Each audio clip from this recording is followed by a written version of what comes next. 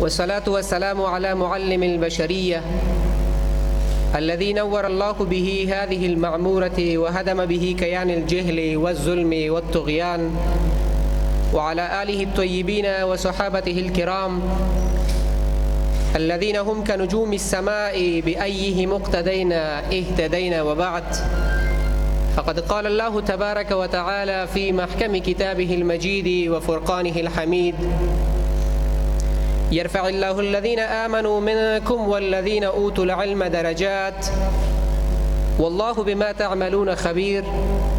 وقال رسول الله صلى الله عليه وسلم: إنما بعثت معلما. وقال في موضع آخر: أجودكم من بعد رجل علم علما فنشر علمه. ذکر لإلهی نعمتونو او پیرزوینو څخه ده، او الله تعالی خپل دا نعمت او پیرزوینه په خپلو پیغمبرانو او ورته نږدې بندګانو باندې لورولې ده ترڅو انسان ته د هدایت لاره ور وښایي. او په دې برخه کې خپله متعال څښتن د معلم سپېڅلی او بېساري مقام غوره کړی دی. انسان هم د دې مسؤلیت په منلو سره ځان د معلم د مبارکې کلمې په چوکاټ کې ثبت کړی دی، او د الله تعالی له لوري هر رالیږل شوي استازي په خپل وار د ستر رب له لوري اوامر او نواهي تر خپله قومه رسولي دي، او د امام الانبیا محمد مصطفی صلی الله علیه وسلم په څیر مبارک شخص په خپله اعتراف کوي او څرګندوي چې د معلم په توګه رالیږل شوی دی. د قرآن عظیم الشان په رڼا کې معلمي یو په زړه پورې کار او معلم د خورا لوړ مقام څښتن دی.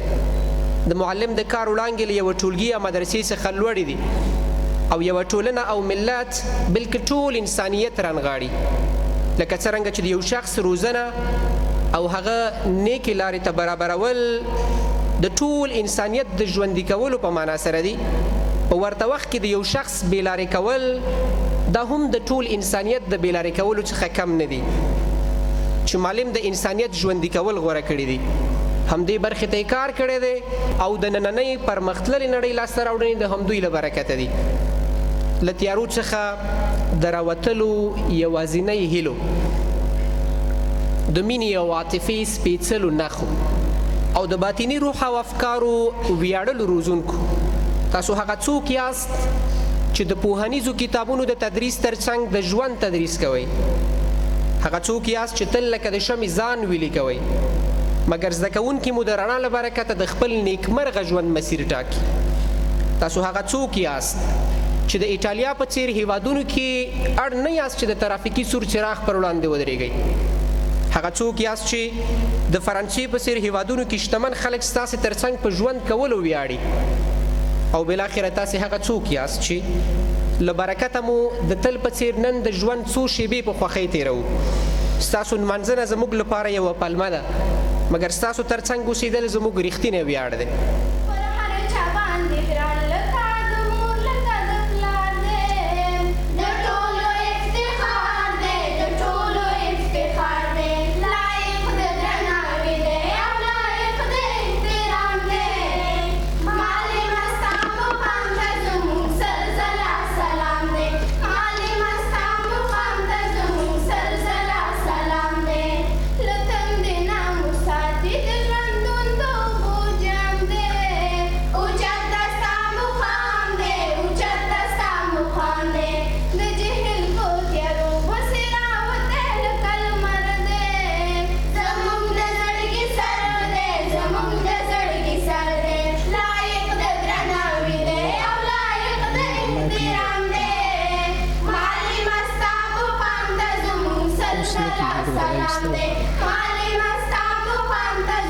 Salam